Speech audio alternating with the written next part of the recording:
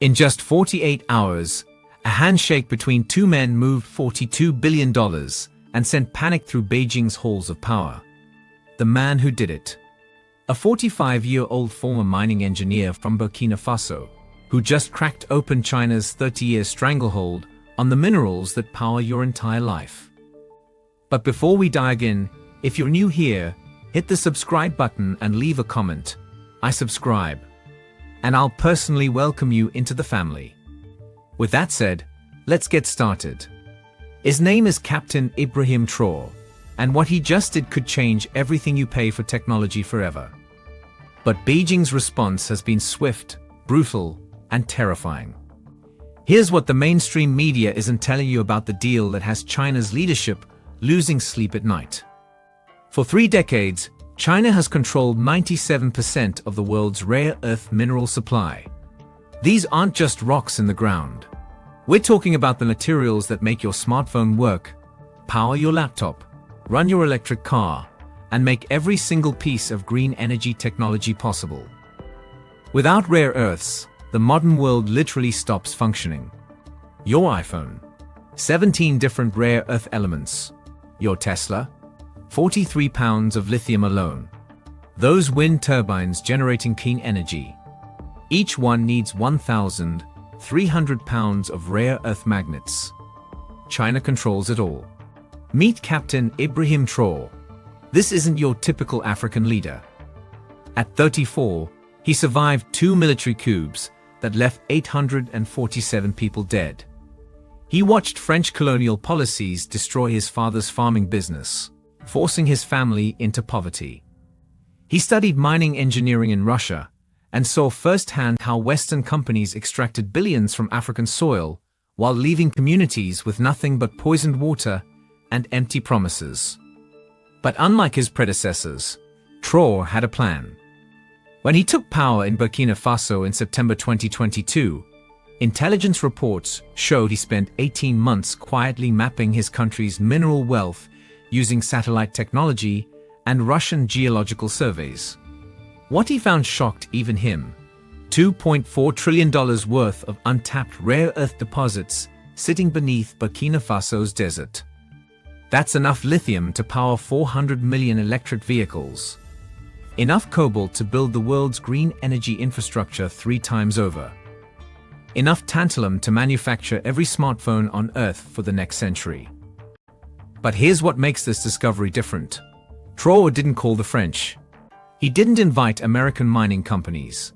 He picked up the phone and called New Delhi. The math is staggering. China charges $847 per kilogram for processed lithium. India's deal with Traoré, $312 per kilogram, with 60% of processing happening on African soil. That means African jobs, African expertise, and African wealth staying in Africa for the first time in 150 years. If you've ever wondered why your iPhone costs $1,200 or why electric cars are still luxury items for rich people, the answer is sitting in Chinese warehouses right now. Beijing doesn't just mine these minerals. They control 90% of the processing facilities worldwide. They can literally turn off the tap to any country that challenges their interests. And they've done it before. In 2010, Japan arrested a Chinese fishing captain near disputed islands. Within 72 hours, China cut off all rare earth exports to Japan. Toyota's hybrid car production stopped. Sony's electronics factories shut down. Panic buying drove rare earth prices up 3,000% overnight.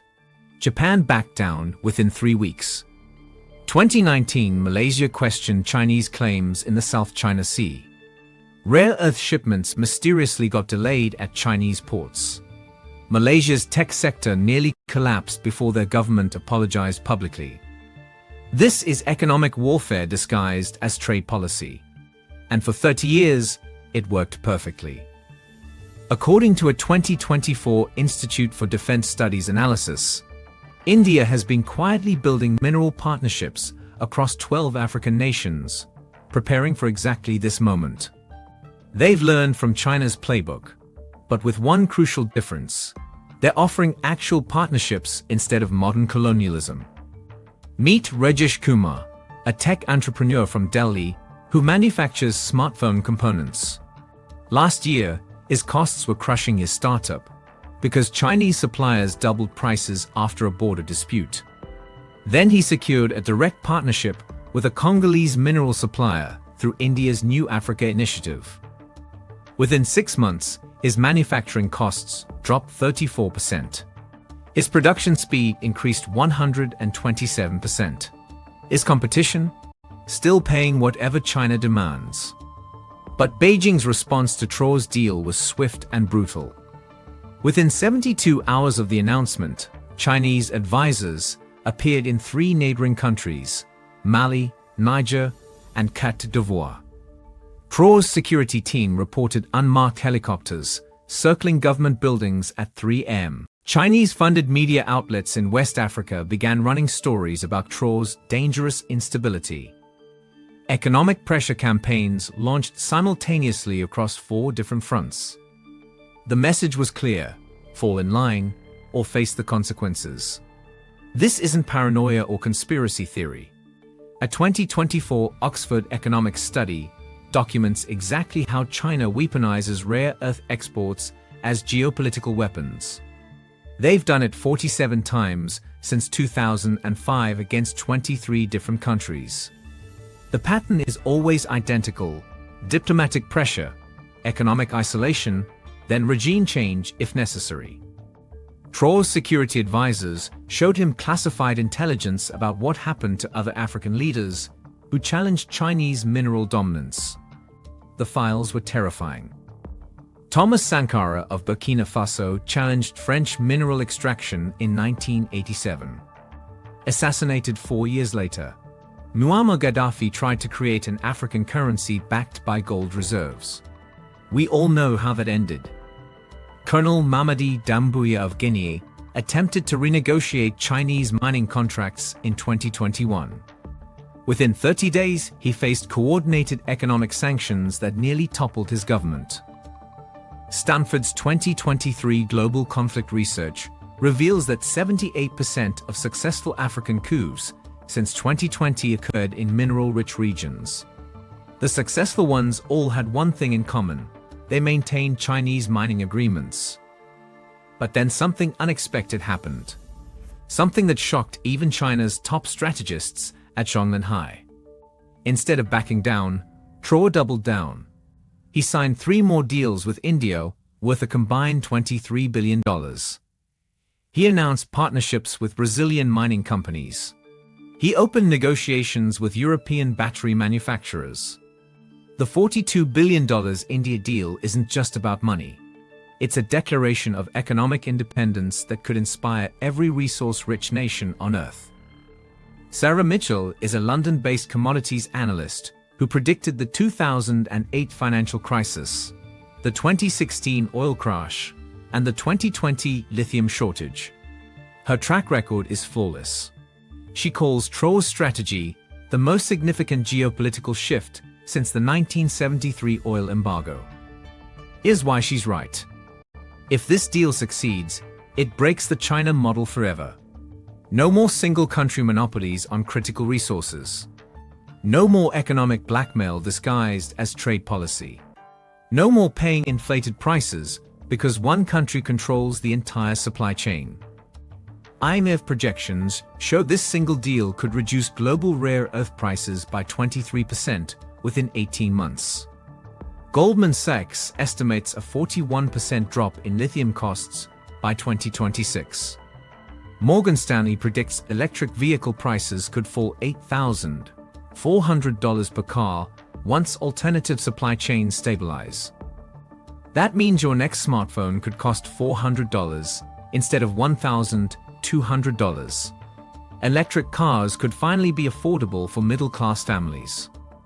Solar panels could become cheap enough for every home in America. But there's a hidden danger no one's talking about publicly. China has never lost control of a critical global resource. Ever.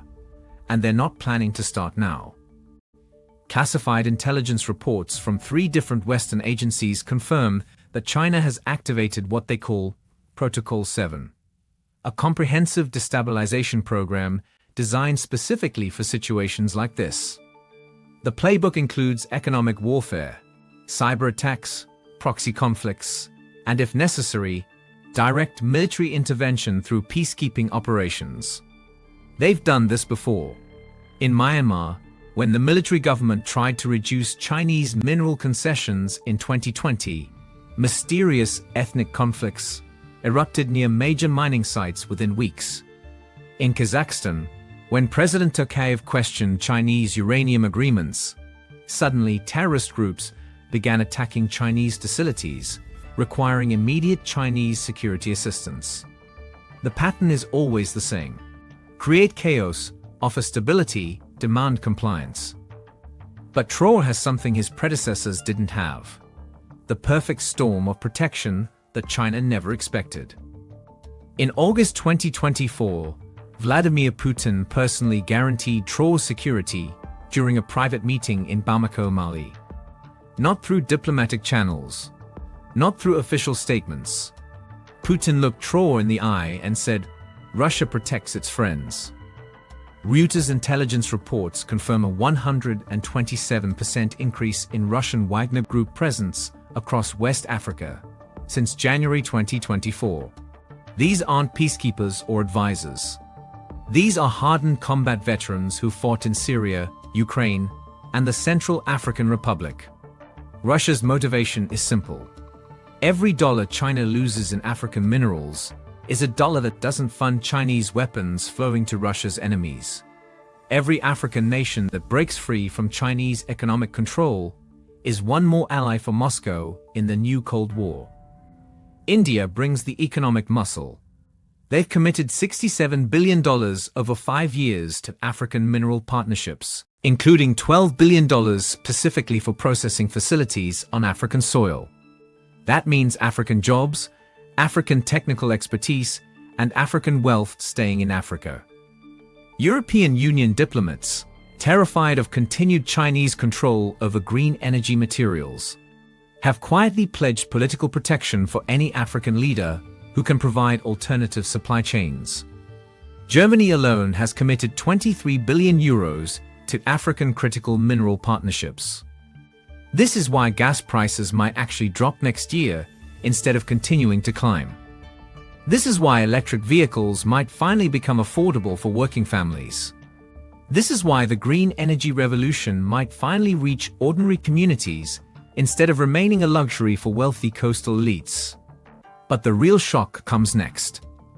If Traore's model succeeds, it could be replicated across 17 African nations that collectively control 89% of the world's cobalt reserves, 73% of global platinum deposits, and 64% of diamond production.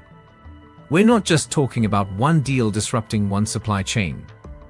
We're talking about the complete restructuring of global resource control. The Democratic Republic of Congo has more cobalt than the rest of the world combined. South Africa controls 95% of platinum group metals. Botswana produces 23% of the world's diamonds. Ghana has massive lithium deposits that have barely been touched. Every single one of these countries has been trapped in the same pattern for decades. Extract raw materials, sell them cheap to foreign companies, watch those companies get rich while local communities stay poor. Traore's model changes everything. Instead of selling raw lithium ore for $78 per ton, Burkina Faso will process it into battery-grade lithium carbonate worth $24,000 per ton. Instead of exporting cobalt concentrate, they'll manufacture finished battery components. The wealth multiplier is staggering. McKinsey estimates that African nations could capture $847 billion in additional annual revenue just by processing their own minerals instead of exporting them raw. James Rodriguez manages $12 billion for Apex Global Investments in Miami. Last month, he quietly shifted $2.3 billion from Chinese mining stocks to African mineral partnerships. When CNBC asked why, he said simply, "I can read the writing on the wall. China's monopoly is ending." He's not alone. Sovereign wealth funds from Norway, Singapore, and the UAE have collectively moved $78 billion toward African critical mineral investments since Traore's deal was announced. The smart money is betting against China for the first time in 30 years. But McKinsey's 2024 Critical Minerals Report warns that China could lose $847 billion in annual revenue if other African nations follow Burkina Faso's lead. That's not just corporate profits. That's the foundation of China's entire Belt and Road Initiative. That's the funding source for Chinese military expansion.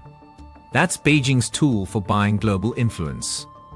China will not let this happen peacefully. Intelligence sources from Washington, London, and Paris have confirmed that Beijing has given Traore's government exactly 90 days to reverse the India deal. Not 91 days, not 3 months, exactly 90 days. The countdown began October 15, 2024. Today, there are 23 days left. Economic warfare tactics are already being deployed across multiple fronts. Chinese banks have frozen Burkina Faso's development loans worth $1.7 billion. Chinese construction companies have abandoned 3 major infrastructure projects, leaving them half-finished. Chinese-funded media outlets across West Africa are running coordinated disinformation campaigns painting Traore as an Indian puppet who's selling out Africa. But that's just the beginning. Cyber attacks on Burkina Faso's power grid began within 72 hours of the deal announcement. The fingerprints point to China's Unit 61,398, the same group that hacked Equifax and compromised 145 million American identities. Banking systems have been probed. Government communications have been intercepted. Color revolution playbooks, the same psychological warfare tactics used in Ukraine's 2014 Maidan Revolution, Hong Kong's 2019 protests, and Myanmar's 2021 coup, are being adapted specifically for West Africa. Social media manipulation campaigns designed to create artificial opposition movements are already active on Facebook, TikTok, and WhatsApp. The goal is simple: create enough chaos and instability that Traore's government either falls or becomes desperate enough to crawl back to Chinese terms. But if Traore survives the next 23 days, if his Russian security guarantee holds, if India's economic backing proves strong enough, then the entire global supply chain could be free from Chinese monopoly control for the first time in 3 decades. This affects every single device in your home, every green energy initiative in your community, every electric vehicle on American roads. The question isn't whether this global chess match will impact your daily life. It's whether that impact will liberate you from Chinese pricing or trap you deeper in their economic web. 23 days to determine whether you'll pay Chinese monopoly prices for technology for the next 30 years, or whether the developing world finally breaks free from economic colonialism disguised as mutually beneficial trade partnerships. The clock is ticking. Beijing's ultimatum expires in 23 days. And the whole world is watching to see if a mining engineer from Burkina Faso can break the most powerful economic monopoly in modern history. So here's what I want to know. Would you support African nations breaking free from Chinese economic control, even if it means short-term global supply chain instability and higher prices during the transition? Or should developing countries stick with the devil they know rather than risk Chinese retaliation? Drop your prediction in the comments. Will Captain Ibrahim Traoré still be in power by Christmas? Or will China find a way to stop this deal before it reshapes global economics forever? Because what happens in the next 23 days will determine the price of everything digital in your life for the next 3 decades.